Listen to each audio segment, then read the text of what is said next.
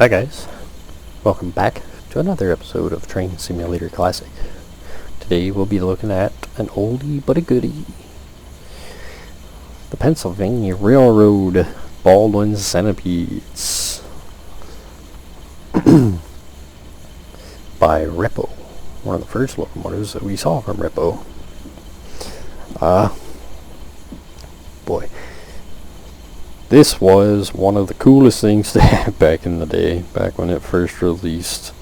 This was released for the Horseshoe Curve. Oh, when was this released? Around about 2012. And these are still pretty pro-line for, even for their age, so... As is typical of Reppo quality, there is a whole startup and shutdown sequence for these locomotives. They come in a, as you see here, started and running set or in a cold and dark set for you to go through the whole startup sequence. I actually do not remember how to go through that, so I'm not going to bother. I just put down the running, just to know if you want to do the cold and dark. Definitely read the manual. It is a little involved, but it's not too hard from what I remember. I don't remember the full sequence, so the technical designation was the Baldwin DR12 1500/2 with the DR standing for diesel road locomotive with 12 axles, of which 8 are driven, with 2 engines of 1500 horsepower each in each locomotive. That's how you read the designation. They were informally known as the Centipede, thanks to their, well, kind of obviously, but thanks to this set of wheels here that runs all the way down, much like a centipede, like the legs on a centipede. Kind of crazy, but this was Baldwin's first real attempt at doing a over-the-road diesel locomotive, and they didn't take off very well. So the first demonstrator units were supposed to have been built and ordered by Union Pacific, and Union Pacific opted out of them. The demonstrators were scrapped pretty early on. The only other railroads that purchased them were, in the United States anyway, were the Pennsylvania Railroad and the Seaboard Airlines. There were around about a dozen or so that went to Mexico, where they lasted a little bit longer than the ones in the United States did, but they still weren't very well loved down in Mexico. Mostly due to maintenance issues. So these things were a maintenance nightmare, and they were not reliable at all. They were mechanically inefficient. Each locomotive was built individually. These were not production line locomotives. They weren't built to a standardized system and parts and such. So each locomotive was built individually, almost the same way that Baldwin built steam locomotives. So it meant that no two locomotives were alike, which made maintenance a nightmare, as one can imagine. And it used a bunch of carryover practices from when Baldwin still built steam locomotives, which again were a bit of a mistake on their part. But Pennsy ordered them as a dual-purpose passenger locomotive. At first, they didn't take off very well on passenger trains, thanks to their lack of reliability. So they ended up pretty much regulated to really push your services, freight services, stuff like that. They weren't a real good design on Baldwin's part. So that's about it on the history. There's not a whole lot to them. Short-lived, but The model we get here today is our Brunswick 5-stripe model. That's the only color scheme you'll get. I don't know if the Mexican model or if the Seaboard model has been done, if anybody's done a repaint for them or not, but this is all you'll get. You will get 2 different versions, one with the train phone and one without. These came as a paired set. This is a semi-permanently coupled paired set. So you pretty much never would see these locomotives on the Pennsylvania Railroad without pretty much 2 units facing back to back like this.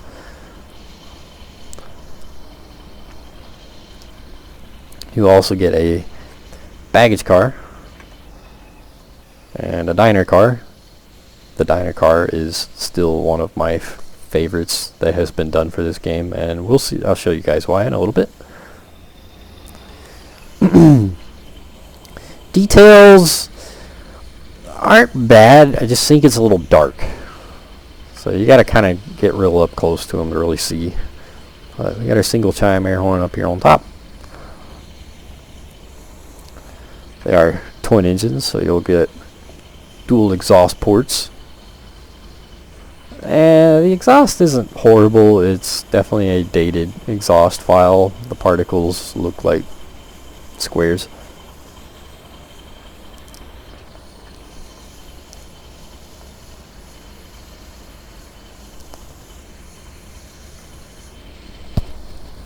There's a little bit of weathering. It's hard to tell because the locomotive itself is so dark, but not much.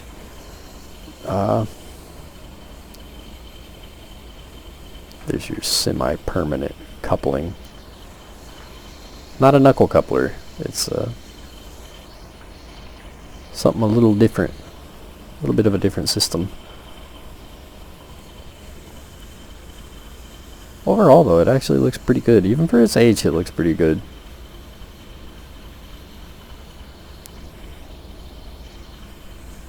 Boy, look at all of those brake cylinders. You can imagine this thing was a real pain in the dick to even think about doing work on. Our Baldwin locomotive works builder plate right there, which it's alright. It's a separate object, which is nice. Numbers are nice and crisp. Our lettering, kind of gets blurry whenever you get up on it, but from back here it actually doesn't look that bad.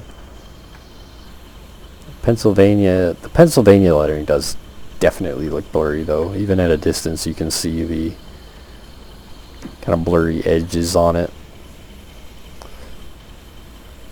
Fuel, oil, sand. That lettering looks pretty decent.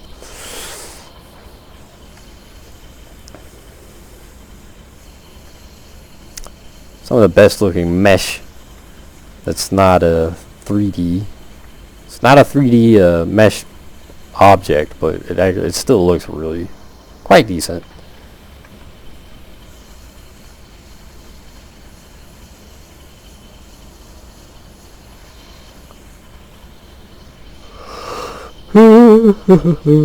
Goodness me. Our Herald, which looks pretty decent. Overall, it's a good looking Herald. Hop over here to the front. Looks pretty decent. Let's hop in it. And before we start rolling in any directions, let's be sure our tracks are set so that we end up actually out on a nice straight shot fiddle. Now, if I remember correctly, these things are not fast. Yeah, so your speedometer goes up to 60. If I remember correctly, you really won't get above 50, 55, somewhere in there. well suited for the horseshoe curve route. I guess the Miami West Palm Beach route, given that you can get away with seaboard content on there if you find a seaboard repaint, but even then, speed limit on that route is pretty much 70 across the board. 60, 70 mile an hour on that route. This thing is not getting there. But interior looks pretty decent.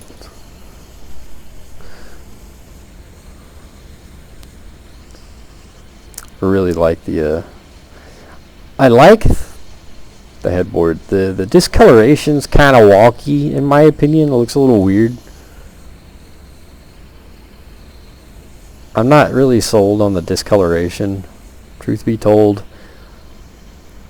But the mesh itself actually looks really good. Nice and crispy overall. Not a, you know, blurry holes and such, but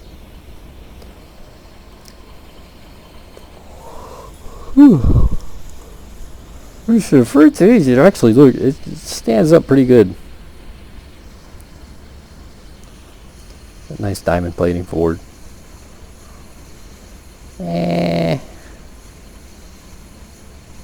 No round objects. Things are square. Or squared off. Not really square, but battery isolator. Oxygen. Power isolator. Engine start. Fuel dump start. Headlight. And cab light. All that. Now the light, of course it murders your frame rates, but makes everything look glossy and shiny. It's just kind of odd. It's not horrible per se, but I don't care much for it personally. And only one light turns on, huh? Of course, we got our engine brakes, reverse, power, train brake, horn, sand. Should be bell right about there. Yeah, bell. Can we play with our windows? No, we cannot. So you don't get to play with windows. Should be wipers. Don't get to play with the fans. Don't get to play with whatever that doohickey goes to.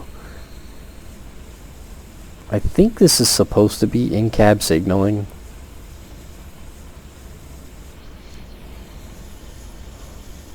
Can't open the back doors. Up over here. We got whatever this is. Alerts test light switch.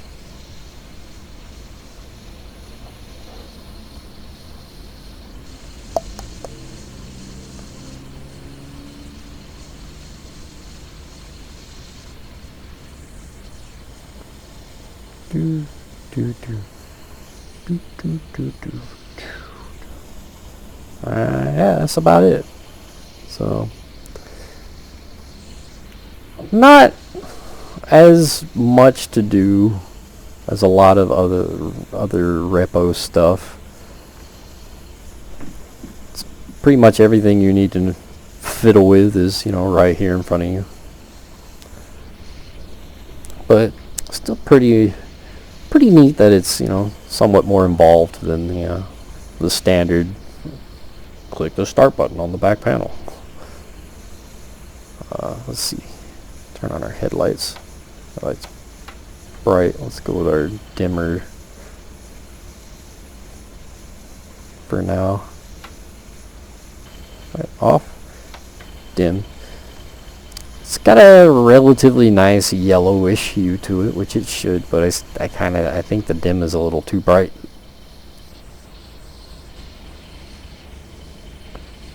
That's interesting. Looks a little weird. You can see the light object.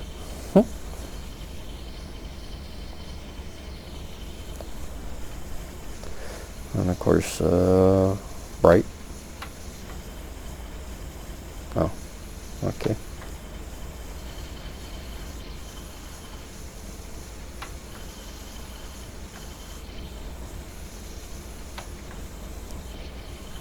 it really doesn't change much. It just changes the intensity on the ground for the most part. Doesn't really change the headlight, which is, you know, not bad. And of course, all these bells and buckles I'm not gonna fiddle with. Brakes. It's a nice brake release sound.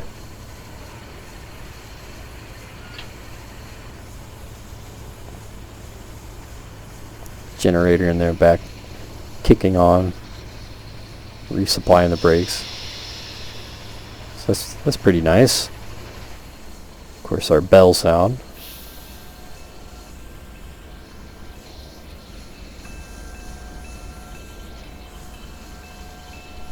Not bad. It does have some nice sound occlusion. Boy, the door handle looks old. So, decent bell. And then, of course, horn. Where did I say the horn was? Right there.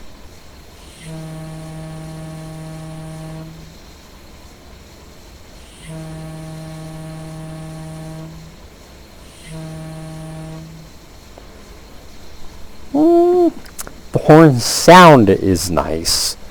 The loop is not so nice. It's got a good 2-second loop there. You guys know how much I hate drawn out looped whistles.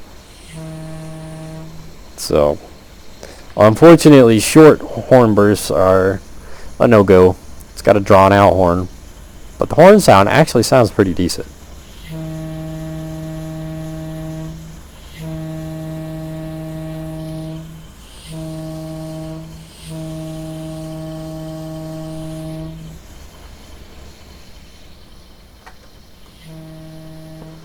It's a little bit quiet.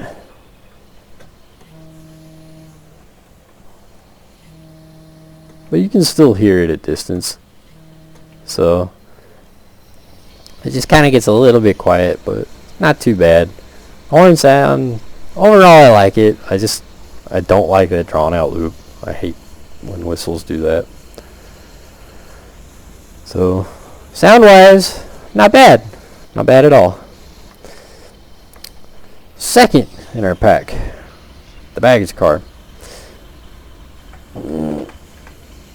Not a lot to say about it. It's a baggage car. No interior.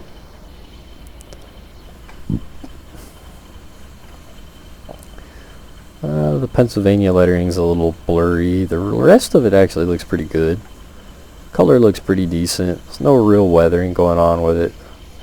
The rivets are flat.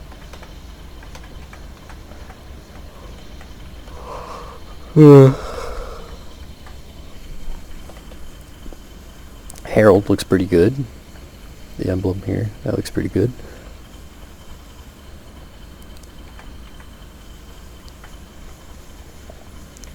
So yeah, nice baggage car. Not a whole lot. Really not much going on with it.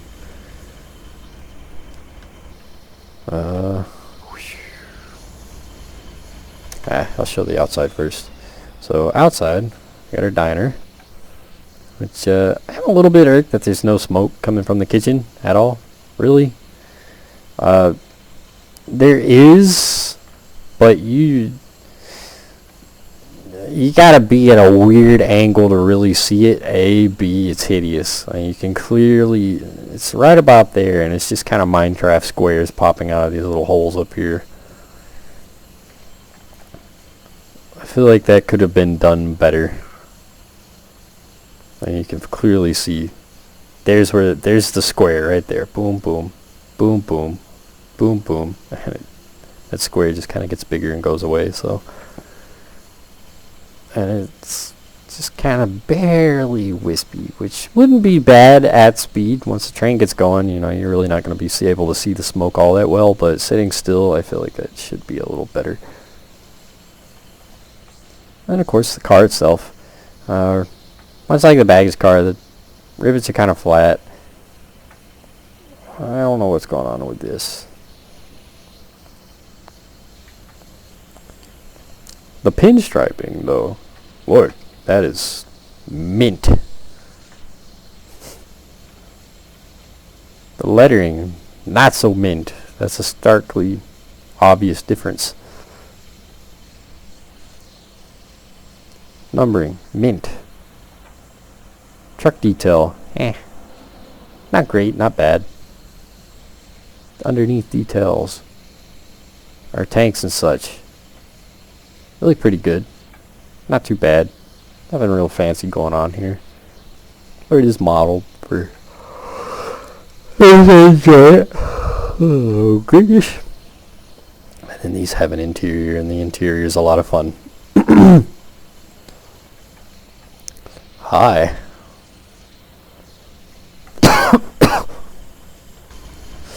So let's go here.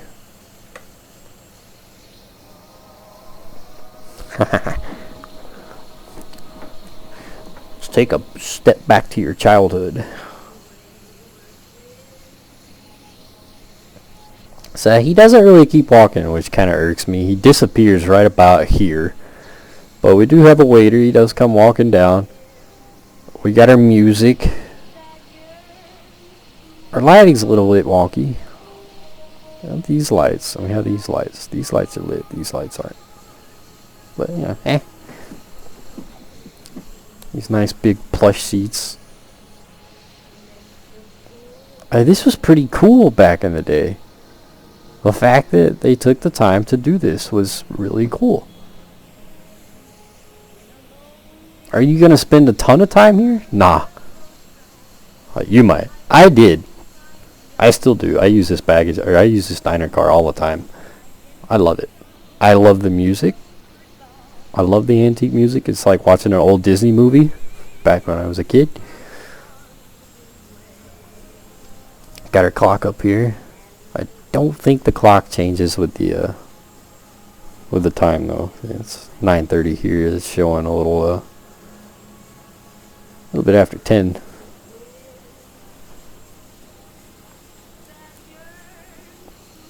But yeah, this is cool.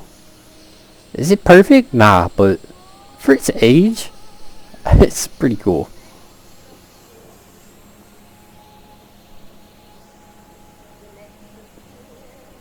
I love the music.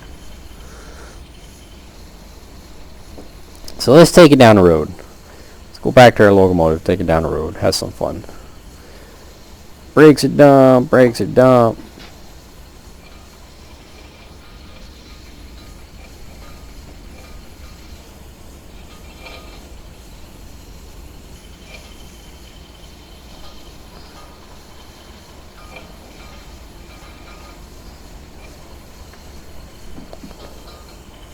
I think that's supposed to be the sound of the clickety-clack, because, you know, we got so many wheels in one spot.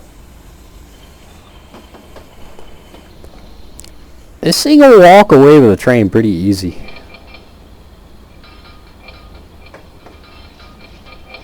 At least on level ground.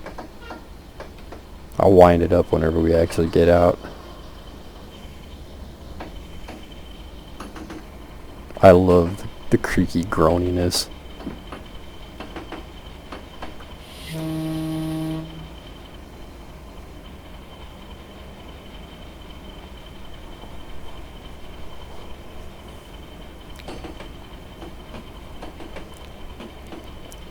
The engine sounds were new when this locomotive came out. They're not new to the game now.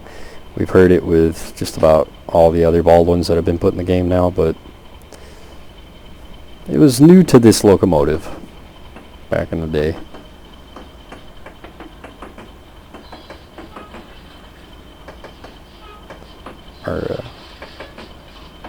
Our rubber here doesn't really move with the locomotive, so as we go through switches, it'll pop through the back of the pop through the back of the locomotive, which is kind of entertaining.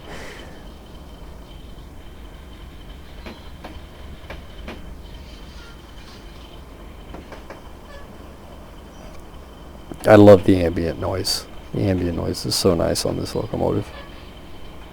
It just kind of rusty, creaking groan.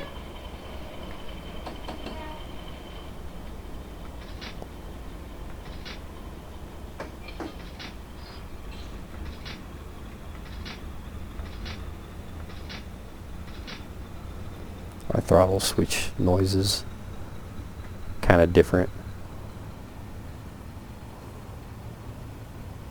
Like I said, this thing kind of, it really picks up and goes.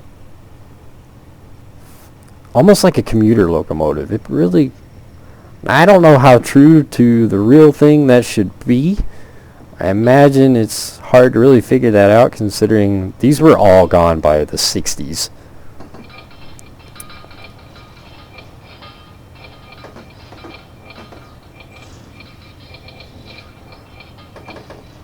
Now you can imagine that'll get annoying pretty quick as you go through these larger yards and switches and such, but at first glance it's kind of cool.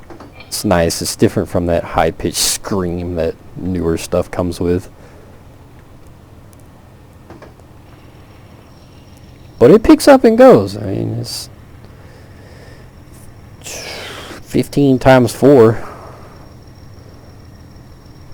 So 6,000 horsepower right here in this set, which is pretty healthy for the time.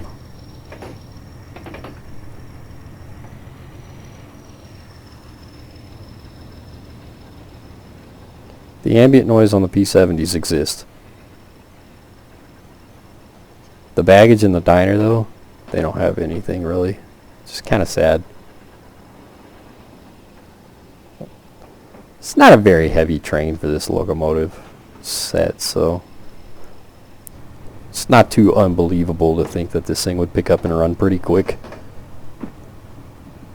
Right there, 57. That's where we're holding off.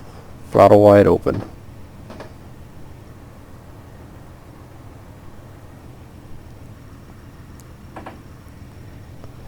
It's not overly loud. It's actually pretty quiet, which is kind of interesting. The sound for both locomotives come from right about here and here, which I find kind of wonky considering it's a dual engine, so you should be getting sound here, here, here, and here. But so I feel like should probably have the volume beefed up a little bit, but it's not bad.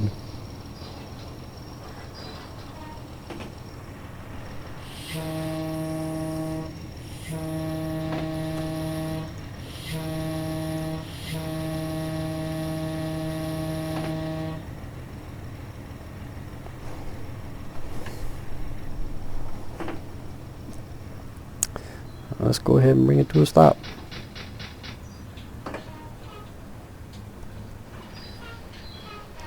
Should be our train brake here. Put it in minimal reduction here. Now minimal reduction, it kind of grabs on a little bit quick in my opinion.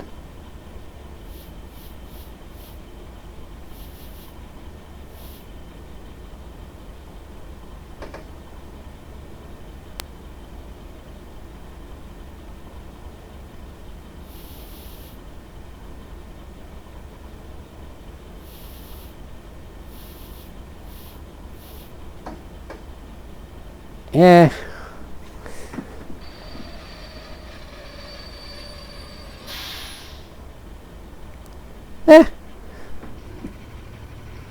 The sounds are alright. I feel like the brakes kind of grab a little too hard. I mean, a minimal reduction, you guys saw how fast this thing was starting to slow down. So it could use some work.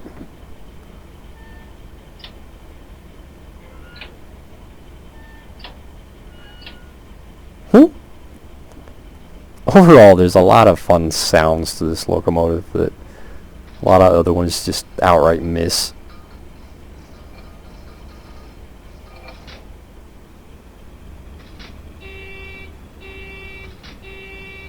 Our wheel slip alerter.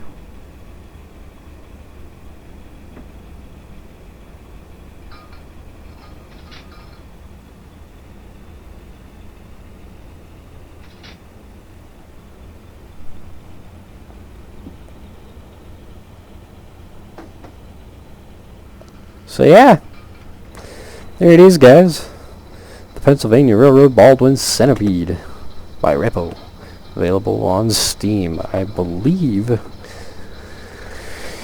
Oh, how much is this thing still? I don't remember, actually.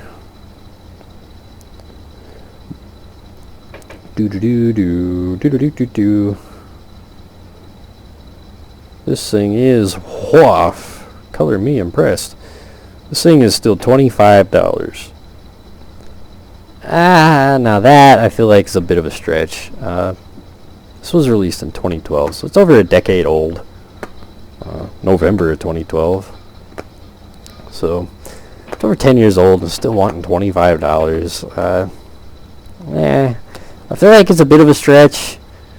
I feel like it's a bit aged for that price, but that's just my opinion. But you can still pick it up on Steam, $25. You'll